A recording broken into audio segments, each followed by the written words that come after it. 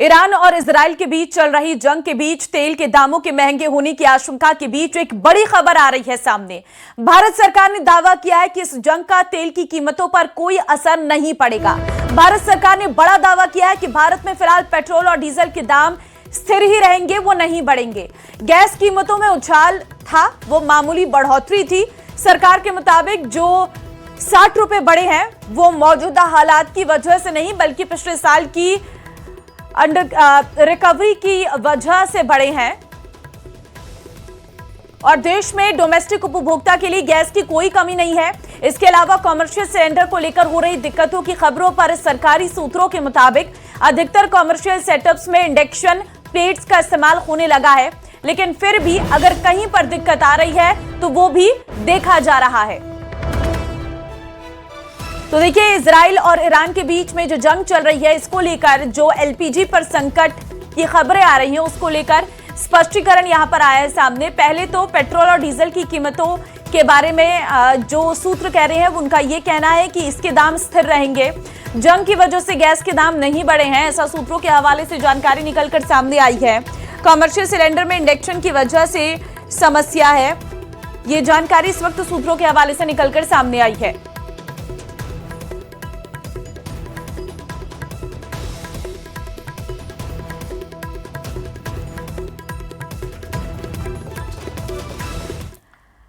प्रधानमंत्री मोदी ने cabinet meeting में मंत्रियों को साफ निर्देश दिए कि मिडिल ईस्ट क्राइसिस का असर आम आदमी पर बिल्कुल नहीं पड़ना चाहिए। प्रधानमंत्री मोदी ने कहा कि इस वैश्विक उथल-पुथल के समय जनता का भरोसा बनाए रखना सबसे जरूरी है। प्रधानमंत्री ने मंत्रियों से कहा है कि तेल की कीमतें स्थिर हैं, ये बात लोगों तक पहुंचाएं और ये भी बताएं कि देश में तेल का पर्याप्त स्टॉक मौजूद है। प्रधानमंत्री ने यह भी कहा है कि भारत ने सप्लाई चेन मैनेजमेंट सिस्टम पर इस संकट को ध्यान में रखकर तैयार किया है, इसे भी जनता तक पहुंचाया जाए। तो जानकारी आपको दे रहे हैं तेल के सप्लाई चेन को लेकर पीएम की तरफ से जानकारी आई है। तेल के लिए सप्लाई चेन मैनेजमेंट सिस्टम तैयार। कहां से होगी कटौती? तो रिफाइनरी से कटौती होगी। प्राथमिकता क्षेत्रों को 80% गैप। जनता को बताएं कि तेल देश में तेल जो है पर्याप्त मात्रा में है, पीएम की तरफ से कहा गया है। और देखिए, पहले किसे गैस मिलेगी? तो घरेलू एलपीजी और पीएनजी प्राथमिकता ये रहेंगी। गाड़ी के लिए सीएनजी। कहां से कटौती होगी? बिजली संयंत्र से कटौती की जाएगी, रिफाइनरी से कटौती की जाएगी। आम जनता को कोई तकलीफ नहीं होनी चाहिए, ये प्रधानमंत्री ने स्पष्ट कर दिया है। आम आदमी पर जंग का कोई असर नहीं होगा। जनता को बताएं कि तेल पर्याप्त मात्रा में है। और देखिए, एलपीजी पर सरकार का पूरा एक्शन प्लान भी तैयार है। पहली प्राथमिकता है एलपीजी गैस, पीएनजी गैस और इनकी 100% सप्लाई। दूसरी प्राथमिकता है 80% सप्लाई चाय उद्योग को, 70% सप्लाई उर्वरक कारखानों को और 70% सप्लाई रिफाइनरी। तीसरी प्राथमिकता है 70% सप्लाई फर्टिलाइजर प्लांट को। कटौती होगी बिजली प्लांट में, कटौती होगी पेट्रोलियम प्लांट में। तो वहीं पहले किसे मिलेगी गैस और कहां से होगी कटौती, ये भी आपको बता रहे हैं। देखिए, घरेलू एलपीजी और पीएनजी, पेट्रोलियम प्लांट, गाड़ी के लिए सीएनजी, बिजली संयंत्र, चाय उद्योग, रिफाइनरी, शहरी गैस वितरण प्राथमिकता क्षेत्रों को 80% गैस, उर्वरक कारखाने, उर्वरक संयंत्रों को 70% गैस।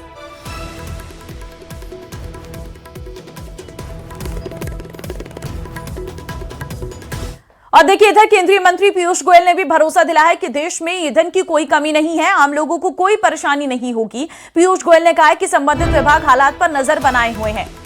तो देखिए, देश में ईंधन की कोई कमी नहीं है, पीयूष गोयल की तरफ से ये कहा गया है। पश्चिमी एशिया के हालात पर नजर है, पीयूष गोयल ने साफ किया है।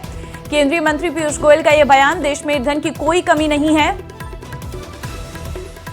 आगे उनके द्वारा कहा गया है कि पश्चिम एशिया के हालात पर नजर रखी हुई है।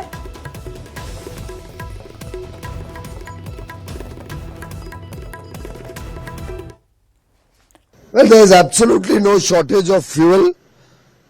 More details are being worked out. There is a serious war going on. I think everybody knows about it. The people are seeing it on television. You are showing it relentlessly. And in this situation of war, there will be concerns which will be appraised, which will be made known to everybody from time to time by the relevant department. LPG की जरूरी supply सुनिश्चित करने के लिए केंद्र सरकार ने कई बड़े ऐलान किए हैं। रिफाइनरी और पेट्रोकेमिकल यूनिट्स को प्रोडक्शन बढ़ाने के निर्देश दिए हैं। साथ ही आवश्यक वस्तु अधिनियम एक्ट भी लागू किया है। वहीं ईरान में युद्ध के बीच देश में एलपीजी सप्लाई को लेकर सियासत गर्मा गई है। विपक्षी दलों ने सरकार पर तीखा हमला बोला है। ये रिपोर्ट देखिए।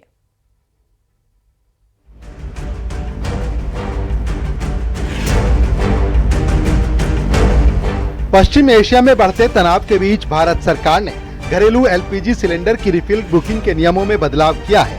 उपभोक्ता को अब एक सिलेंडर की डिलीवरी के बाद दूसरा सिलेंडर 25 दिन में मिलेगा। इससे पहले ये टाइम पीरियड 21 दिन का था, यानी अगला सिलेंडर 25 दिन बाद ही बुक कर सकेंगे। ईरान में युद्ध के बीच देश में एलपीजी सप्लाई को लेकर सियासत गर्मा गई है। विपक्षी दलों ने सरकार पर तीखा हमला बोला है। पूरे देश में हाहाकार मचा है, परेशानियां बढ़ गई हैं, दुश्वारियां बढ़ गई हैं। हर जगह, चाहे रेस्टोरेंट हो, रसोइयां हो, हर जगह इसका असर है। 9 या 10 दिन युद्ध चला है, पर गैस की शॉर्टेज हो गई। ये भी इंस्ट्रक्शन है इसके साथ कि 25 दिन से पहले डोमेस्टिक की और शहरों में बुकिंग नहीं होगी। जो ये शॉर्टेज है, इसके लिए पूरी तरह भारत सरकार का पेट्रोलियम मंत्रालय जिम्मेदार है। मिडिल ईस्ट तनाव के बीच घरेलू एलपीजी की सप्लाई में किल्लत ना हो, इसके लिए भी सरकार ने अहम कदम उठाया है। केंद्र सरकार ने देश में ईसीए लगाया है। गैस की आपूर्ति तय करने के लिए बड़ा फैसला लिया गया है। आवश्यक वस्तु अधिनियम 1955 को लागू किया गया है। आवश्यक सेवाओं को प्राथमिकता दी जाएगी।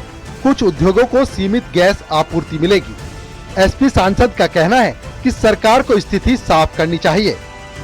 100 रुपए पहले ही बढ़ चुके हैं और लगातार यही जानकारी मिल रही है। कई स्टेट्स में अब एलपीजी मिल भी नहीं पा रही है और क्रूड ऑयल का भी नहीं पता है कब तक हमें मिलेगा, कब नहीं मिलेगा। तो ये हमारी सरकार की फॉरेन पॉलिसी का फेलियर है, जिसको पहले दिन से विपक्ष पॉइंट आउट कर रहे थे।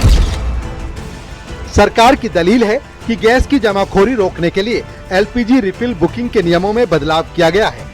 कई लोग जरूरत न होने पर भी सिलेंडर बुक कर स्टॉक कर रहे थे। इससे सभी उपभोक्ताओं को एलपीजी गैस सिलेंडर मिल सकेगा। Bureau report, news 18, UP Uttarakhand.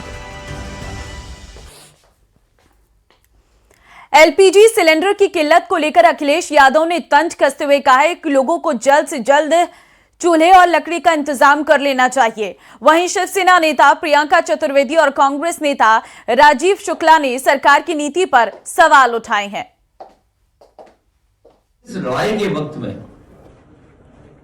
जो कमी हो रही है, आपूर्ति कैसे करेगी सरकार, उसकी सरकार की तैयारी क्या है? अदरवाइज तो चीजें इतनी महंगी हो जाएंगी कि आम आदमी के हाथ से बहुत सी चीजें निकल जाएंगी और हो सकता है 2 हफ्ते अगर इसी तरह चला तो हमें आपको वही पुरानी व्यवस्था पर खाना बनाना पड़ेगा, कंडे ढूंढने पड़ेंगे और लकड़ी का इंतजाम करना पड़ेगा। जो ये सरकार चल रही है वो भगवान भरोसे चल रही है, सिर्फ इवेंट मैनेजमेंट पर चल रही है, सिर्फ बड़ी बड़ी बातें और बड़ी बड़ी झूठ बोलकर परोसे जाकर काम हो रहा है। और जब दिक्कत आई है, दिक्कत का सामना करना पड़ रहा है। India is looking अनप्रिपेयर्ड। पेट्रोल जो क्रूड ऑयल है वो $100 पार कर गया, वही उसका भी असर आने वाला है। और गैस का हालत ये हो गई है कुकिंग गैस की कि बंगलोर के रेस्टोरेंट सब बंद होने की नौबत में, चेन्नई के रेस्टोरेंट बंद होने की नौबत में। धीरे धीरे पूरे देश में गैस का असर ये पड़ेगा और सरकार जो है कह रही नहीं सब ठीक है।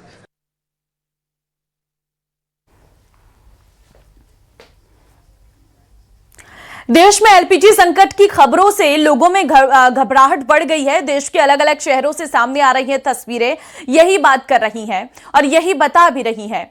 देखिए, बेंगलुरु, राजस्थान के जोधपुर, उत्तर प्रदेश के गोरखपुर, बिहार के आरा, मध्य प्रदेश के गुना और उत्तराखंड के हल्द्वानी से सामने आई तस्वीरों में लोग गैस सिलेंडर की रिफिलिंग के लिए कतारों में खड़ी दिखाई दे रही हैं। हालांकि सरकार की तरफ से लगातार कहा जा रहा है कि देश में एलपीजी की कोई कमी नहीं है। हम आपको तस्वीरें दिखा रहे हैं, आप तस्वीरों में देख सकते हैं। पहली तस्वीर बेंगलुरु की है, जहां पर आप देखिए किस तरह से गैस सप्लाई की वजह से लंबी लंबी लाइनें देखने को मिल रही हैं। और दूसरी तस्वीर गोरखपुर की है, जहां पर लोग अपने सिलेंडर लेकर लंबी लाइनों में लगे हुए हैं। चरखी दादरी हरियाणा में भी कुछ ऐसा ही हाल है। हल्द्वानी में भी लोग अपने सिलेंडर लेकर सड़कों पर लंबी लंबी कतारों में लगे हुए हैं।